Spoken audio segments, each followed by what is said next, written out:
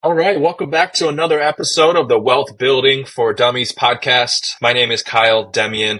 I'm here with Renji Matthew, and today we're going to be talking about the four quadrants from the book Rich Dad Poor Dad by Robert Kiyosaki. And right on the book, it talks about how this is the number one personal finance book of all time. So we're going to be talking about the book and breaking down, most importantly, the four quadrants that he calls it. And the four quadrants is really like the basics of wealth building and how you can start to move from being employed to self-employed to a business owner and to an investor. And we're going to have it pop up on the screen now, the four quadrants, but that's what they are. In the top left of the quadrant, you have the employee. In the bottom left, you have the self-employed. In the top right of the quadrant, you have the business owner. And in the bottom right, you have the investor. So Renji, I don't think anybody breaks this down better than Robert Kiyosaki, just talking about like the different avenues that you can take in work, really. You know, you can either be employed, self-employed, a business owner, or an investor.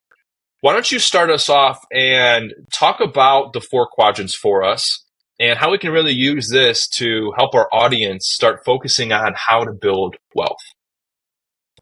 Yeah, I think the most basic on the left side, when you're employee and self-employed, you are working for money, right? You're trading hours to make income.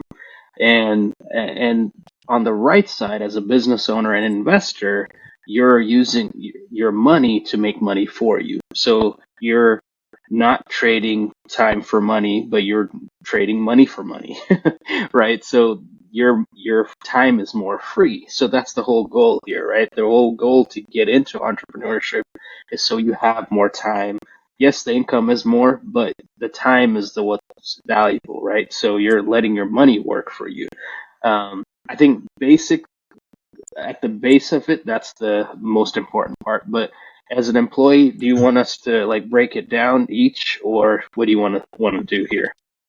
Yeah, let's start going through it. So in Okay. the top left quadrant, that's the employee, which most Mhm. people start off at, right? And Yeah. that is somebody that's simply earning money by being employed and working for someone else. And people in this quadrant typically value security and like predictability in their income, right? But they don't have too much control over like their time or anything else, right? So to start to gain maybe a little bit of control back of their time in order to make more income, that's when they typically move to the S quadrant. So take us through what the S quadrant is, Renji. Yeah, the S quadrant is self-employed. So this is the best way to explain it. It's kind of like a doctor, right? If you're a doctor or a lawyer or something that is 1099, you don't own your own clinic or hospital, but you work for a clinic, and you're a contract worker pretty much. Which you're self-employed, so you could be a business owner, but you don't have as much expenses as an actual business owner does. It's just your basic expenses and stuff like that. So there's not as many tax benefits. There are some benefits compared to an employee, but not as much. When you switch, so I guess I can go right into the business owner side too, because as a self-employed, like I said, if you use the example of a doctor that works at a clinic, they don't own the clinic, so they're still technically as an employee or a contractor. But now when you go to the business owner side, now this is the doctor that owns the clinic. Now they have to pay wages to nurses, techs, or if they have other doctors that are contracted that work there, stuff like that. So now as a business owner, you have a system going. Now you have people that are running it on their own, so you don't have to be present to make money, right? And also you have income you're paying out. So as a business owner, you have more tax write-offs because you're you're paying income. So that's, I think, the easiest way to differentiate between both of them. Is there anything you want to add to that, Kyle? If not, No, you can that's go to the good. investor side. Yeah, yeah. The last quadrant then brings us to the investor, which that is people that make their money work for them by investing into assets that produce income and or, appreciate in value over time. And these people aim to have their investments generate enough income to cover those expenses that they have and their personal expenses. And like we talked about before, when your passive income is greater than your expenses, that's when you achieve financial freedom and you're financially free, right? So Robert Kiyosaki does a good job in this book just talking about to achieve financial independence and wealth, you should aim to get from the left side of the quadrant over to the right, right? Once you're on the right side of the quadrant, that's how you begin to control your time, have your investments start earning extra income and growing and appreciating. And he starts talking about how people can start to make the mindset shift and how they can create systems and build businesses to invest wisely, to build wealth over time. Right. And with that, let's talk about how like the left side versus the right side even spends their income, because it's totally different. People on the left side of the quadrant, when they get paid, when income comes in, usually all their income goes to expenses. And with what little they may have left over, that typically goes to, additional liabilities and or maybe just a little bit going towards savings and investments. What the right side does that's so different is when income comes into the business owners and to the investors, they have expenses as well, right? But after expenses, they're purchasing assets with the money that's left over. And guess what those assets do? Those assets produce and give them extra income, which they take that extra income and usually save up to buy more assets. But also, whenever they want those liabilities or extra things for their life, they're taking that extra income from those assets and then they're finally buying liabilities. So they're spending and they're using their money totally differently, which is what Robert talks about a lot in his book. It's a mindset shift when it comes to your money. You're not so much worried about, what you're going out and buying, from the stores, but you're more so worried about what's the next asset that I can acquire. Right. And Renji, you've been in real estate for some time too. So like you've used and practiced these before in your life. So if you want, to kind of shed some light on what you've done before and why you've gotten into real estate, like, can you talk about that for a little bit for us? Mm-hmm. So the reason I got in, like we said before, it's passive income, right? But like you mentioned, uh, you want to. So, for example, let's say you have 100,000 in the bank. Instead of taking that 100,000 and going and buying nice cars or your Gucci bags or whatever it is, what if you put that into an asset that will produce passive income? Now take that passive income and go buy the assets or the liabilities, right? That's what you were talking about, what Robert Kiyosaki talks about. It's instead of taking that money you have and spending it on liabilities, use it to buy passive income assets. Now, if you have passive income, now you could spend that because, like you said before, if your passive income is greater than your expenses, you're financially free. Now, repeat that until you have enough to build wealth. Now, if you have enough passive income coming in, you could go buy all that stuff and still not worry about, where is more money coming from? Because you have passive income coming in. Because on the employee side, you're working for the money you're making.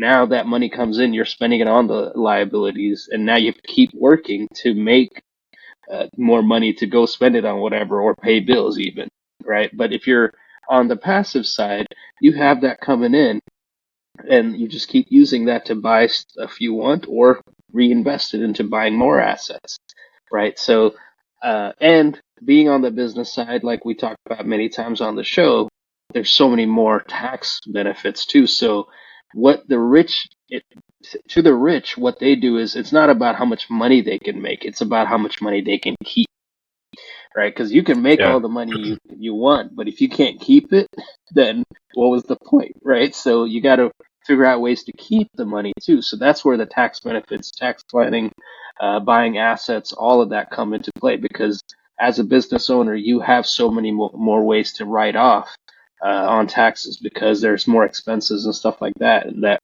in the eyes of the IRS, there's less money at the end that they can tax. Because we've talked about this too. As an employee, your money is already taxed before you get paid. On the business side, you're making money. Now you take that and like Kyle mentioned before, you're using it to spend on your business expenses and different things like that. Now, whatever is left over is what the IRS can tax. right? So if you made 100,000 as an employee, that 100,000 is taxed. As a business owner, if you made 100,000, you can take out your expenses out of that as a business owner, whatever expense you have. Now, let's say your expenses was 25,000. Now the IRS is only going to tax you for that 75,000 left over. So you're keeping more of your money. So that's what the rich focus on, is about keeping their money instead of how much money can they make. Yeah, absolutely. And that kind of created a perfect segue. If we want, should we talk about our new book club and what we're starting up or no? Okay. Let's do it. I was going to say everything you're saying is perfect. And kind of along the lines of Robert Kiyosaki, this is it's got to be his CPA he uses, right? Because they're partnered up together. But what Renji and I are starting to do as of today, we're going to read this book together, Tax Free Wealth. It's got about 280 pages. So we did the math and we said, hey, we're going to read 20 pages a day. Should take us about 2 weeks to complete it. And what we're going to do is we're going to read this book together. And then every Friday, we're going to do like a book club podcast, right? Talking about some of the greatest books that are written on money. This is going to be the first one we talk about because it's talking about tax-free wealth. And right now being tax season, I think is a perfect time to dive into that. And it's probably too late to save on taxes for 2023, but right now in 2024 is when you should be planning and preparing for the rest of the year, how you can reduce your taxes for 2024. So we're going to read this book, Tax Free Wealth by Tom Wheelwright, who's a CPA. And he talks a lot about how to build wealth tax free, which is perfectly aligned with what our podcast and our show is about. Right. So we're going to do a breakdown of this, and that's going to be the first book that we start with. Every Friday, we'll do a podcast now talking about our book club and talking about the book we're reading and just breaking down and giving some tips from the books based on what we took out of the books. So if you guys want to read with us, feel free to grab the book from Amazon. That's where we picked it up, and start reading it too. And then next Friday, we'll kind of dive in on the first half of the book, what some of our takeaways are, how you can implement some of the tax tips that are in here to lower your taxes, and ultimately getting you to the goal of building tax-free wealth in the most efficient way possible. And we got it from Amazon, Martin. And for those of you guys on YouTube here watching this, we do go live on our TikTok accounts, which we'll have linked here on the bottom of the screen.